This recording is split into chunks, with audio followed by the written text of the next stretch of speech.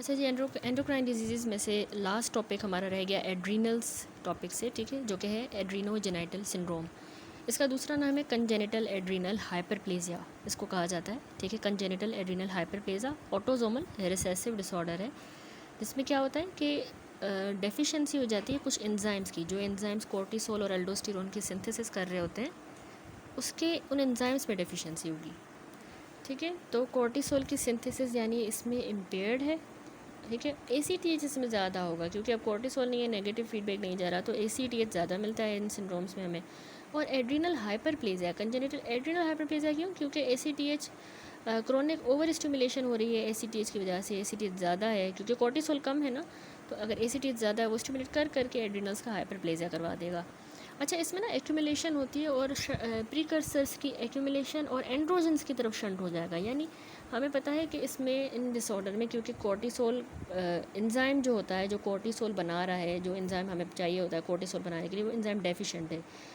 तो जो प्रीकर्सर होते हैं ना, जिनसे फिर ये कोर्टिसोल बनता है, वो प्रीकर्सर फिर एंजाइम नहीं है, तो ये प्रीकर्सर शंट हो जाएगा दूसरे पाथवे की तरफ, जहाँ पर ये एंड्रोजन्स बनाएगा। कोर्टिसोल की बजाय अब एंड्रोजन्स बनेंगे, यानी कि मेल सेक्स हार्मोन्स वगैरह जो है ये इनकी ओवर प्रोडक्शन ज़्यादा होगी, एंड्रोजन्स की प्रोडक्शन, ठीक है।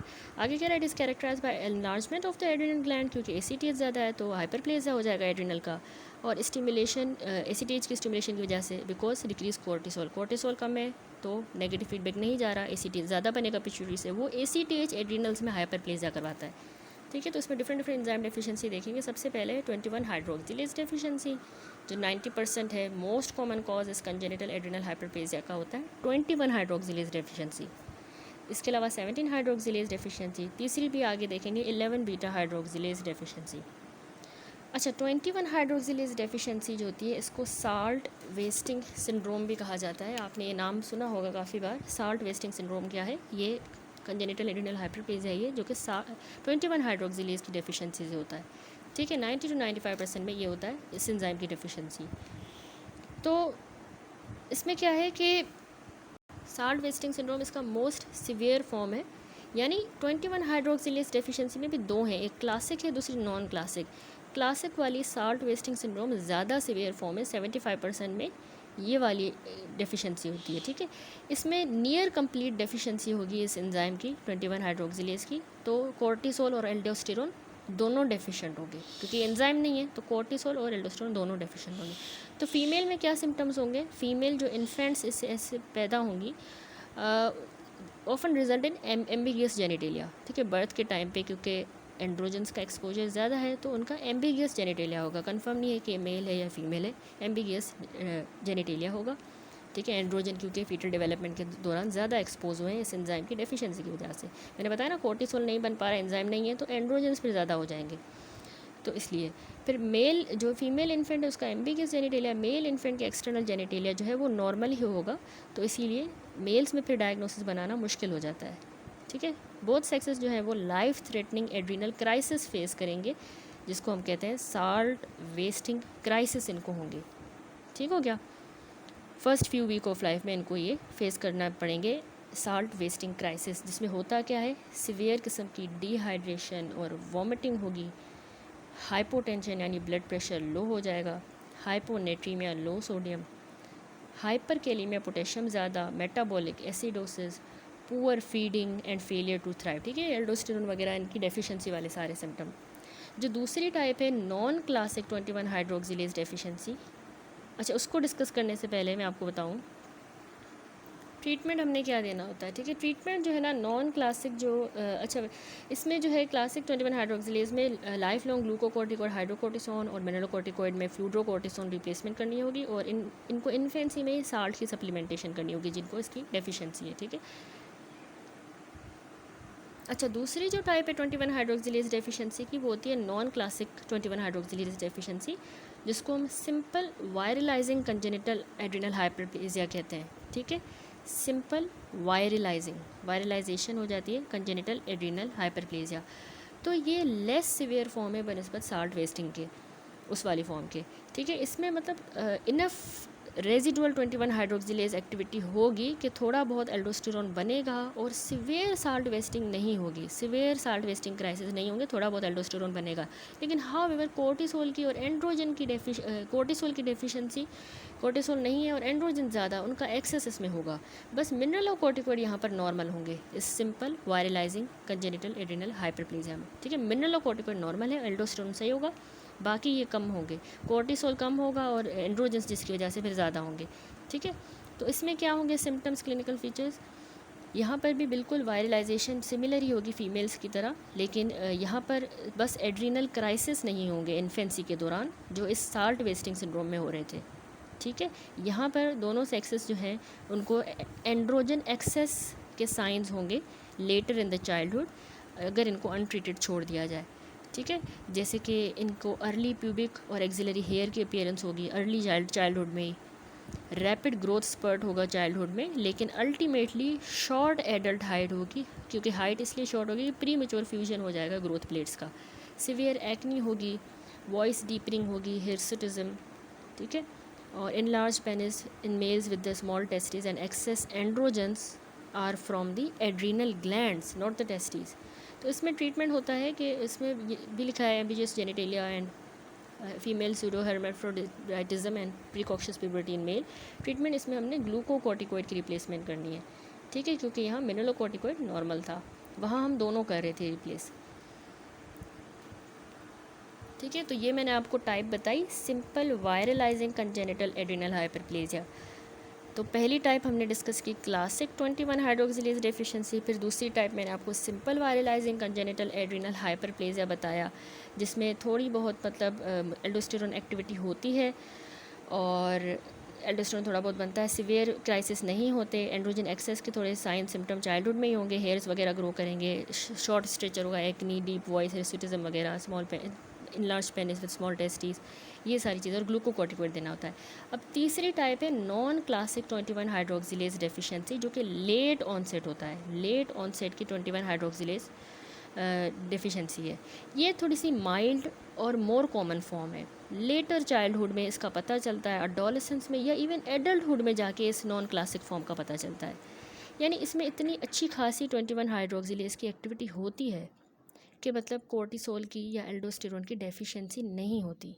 तो इतनी इस एंजाइम की है एक्टिविटी है, बिल्कुल ही डेफिशिएंट नहीं है, नॉन क्लासिक में थोड़ी होगी, इसीलिए एल्डोस्टेरोन और कोर्टिसोल की डेफिशिएंसी नहीं होती, ठीक है। तो इसमें जो सिम्टम्स होंगे वो प्राइमरीली रिलेटेड होते हैं एंड्रोजन एक्सेस वाले, तो बिल्कुल ये पीसीओएस को ही मिमिक करेगा फीमेल्स में, पॉलीसिस्टिक ओवरी सिंड्रोम, जिसमें सिम्टम्स क्या होंगे, premature pubic hair, hirsutism, acne, irregular menstrual period, infertility.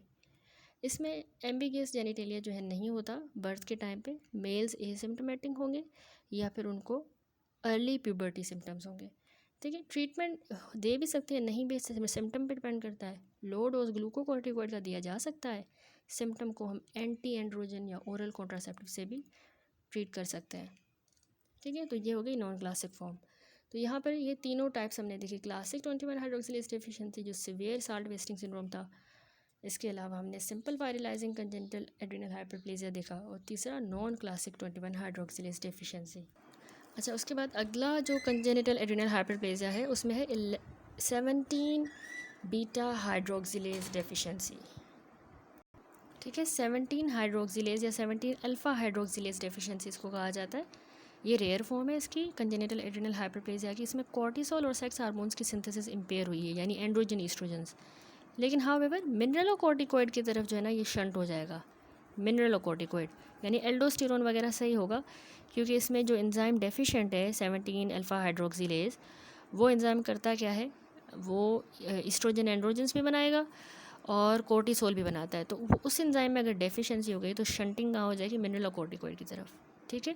तो इसीलिए यहाँ मिनरलोकॉर्टिकोइड ज़्यादा है, कोर्टिसोल कम है, सेक्स हार्मोन भी कम है। तो क्या क्लिनिकल फीचर्स होंगे इसमें, हाइपरटेंशन और हाइपोकैलिमिया, क्योंकि मिनरलोकॉर्टिकोइड ज़्यादा है, साल्ट वाटर रिटेंशन होगी और पोटेशियम कम होगा, ठीक है। इसके अलावा इसमें होता है सेक्सुअल इन्फेंटलिज्म या लैक ऑफ प्यूबर्टी, क्योंकि अब सेक्स हार्मोन की प्रोडक्शन इम्पेयर हुई है, तो जो जेनेटिक मेल्स होंगे जो XY कैरियोटाइप वाले, उनको फीमेल अपीयरिंग एक्सटर्नल जेनिटेलिया होगा, और अनडिसेंडेड टेस्टिस होगा क्योंकि उनका फीटल एंड्रोजन ही नहीं है, एंड्रोजन हार्मोन कम है, तो जेनिटेलिया जो है फीमेल की तरह होगा और अनडिसेंडेड सेक्स टेस्टिस। तो और जो जेनेटिक फीमेल्स होंगी, फीमेल्स यानी एक्सेस कैरियोटाइप, उनका जेनिटेलिया एक्सटर्नल नॉर्मल ही होगा, लेकिन उनको सेकेंडरी सेक्सुअल कैरेक्टरिस्टिक डेवलप नहीं करेंगे प्यूबर्टी के टाइम पे, नो ब्रेस्ट डेवलपमेंट और प्राइमरी एमेनोरिया भी नहीं होगा, यानी प्राइमरी एमेनोरिया होगा, ठीक है। एड्रिनल क्राइसिस इसमें रेयर होंगे क्योंकि कॉर्टिकोस्टेरोन उसकी थोड़ी बहुत जो है ग्लूकोकॉर्टिकोइड जैसी एक्टिविटी होती है, ठीक है। कॉर्टिकोस्टेरोन जो है ना, जो एलिवेटेड है इसमें, उस वजह से इसमें जो है वो एड्रिनल क्राइसिस नहीं होंगे, ठीक है। यहाँ पर इसने ये कहा XY karyotype male pseudo hermaphroditism, यानी फिनोटाइपिक फीमेल है but no internal reproductive organ due to decrease dihydroxy testosterone. और जो फीमेल कैरियोटाइप होगी उसकी एक्सटर्नली फिनोटाइपिक फीमेल ही है, लेकिन नॉर्मल इंटरनल सेक्स ऑर्गन है, लेकिन सेकेंडरी सेक्सुअल कैरेक्टर नहीं है, ठीक है। ये हो गई 17 हाइड्रोक्सिलेज डेफिशिएंसी। अब थर्ड रह गया 11 beta hydroxylase deficiency. 11 beta hydroxylase deficiency जो है ये सेकंड कॉमन जो टाइप है कंजेनिटल एड्रिनल हाइपरप्लेजिया की, वो ये है। 17 अल्फा हाइड्रोक्सिलेज रेयर था, ये सेकंड मोस्ट कॉमन है, पहले मोस्ट कॉमन तो 21 हाइड्रोक्सिलेज है, ये सेकंड मोस्ट कॉमन, ठीक है। 11 बीटा हाइड्रोक्सिलेज डेफिशिएंसी, इसमें कोर्टिसोल तो डिक्रीज़ होगा और एल्डोस्टेरोन भी डिक्रीज़ होगा, ठीक है। कोर्टिसोल एल्डो दोनों डिक्रीज़ होंगे, ठीक है। प्रीकर्सर क्या करेगा, प्रीकर्सर फिर एक्यूमुलेट हो जाएगा जो कि 11 डीऑक्सी कोर्टिसोल और 11 डीऑक्सी कोर्टिकोस्टेरोन है, वो ज़्यादा हो जाएंगे। तो कोर्टिकोस्टेरोन मैंने आपको बताया उसकी मिनरलोकॉर्टिकोइड एक्टिविटी है, तो उसकी एक्यूमुलेशन की वजह से हाइपरटेंशन होगी और हाइपोकैलीमिया होगा, ठीक है। पोटेशियम कम होगा, हाइपरटेंशन और हाइपोकैलीमिया ये डीऑक्सी कोर्टिकोस्टेरोन की वजह से। वायरलाइजेशन भी होगी क्योंकि एंड्रोजेंस की प्रोडक्शन ज़्यादा है, बिल्कुल 21 हाइड्रोक्सिलेज डेफिशिएंसी की तरह, क्योंकि ये दोनों नहीं बन रहे तो पाथवे प्रीकर्सर जमा होगा और वो एंड्रोजेंस बनाना शुरू कर देगा प्रीकर्सर एक्यूमुलेट होके, तो इसलिए मैस्कुलिनाइजेशन वायरलाइजेशन ये होगा, ठीक है। That's it. यही लिखा है कि मिनरलोकॉर्टिकोइड यानी अल्डोस्टेरोन भी डिक्रीज़ है और 11 डीऑक्सीकोर्टिकोस्टेरोन उसका प्रीकर्सर बढ़ जाएगा, इंक्रीज़ हो जाएगा। कॉर्टिसोल भी डिक्रीज़ड है, सेक्स हार्मोन्स तो पाथवे इनका प्रीकर्सर बढ़ गया है तो एंड्रोजन ज़्यादा बनेंगे, सेक्स हार्मोन ज़्यादा बनेंगे, उस वजह से हाइपरटेंशन जो है हाइपरटेंशन की हुई इस जो प्रीकर्सर जो जमा हो गया है इसकी मिनरलोकॉर्टिकोइड एक्टिविटी है उसकी वजह से, और मैस्कुलिनाइजेशन जो है एंड्रोजन ज़्यादा होने की वजह से, ठीक है। That's it. यहाँ पर ये कंप्लीट हुआ टॉपिक एड्रिनल्स, डिटेल में सारे अब जो है आगे डिफरेंट डिसऑर्डर्स हैं वो देखेंगे।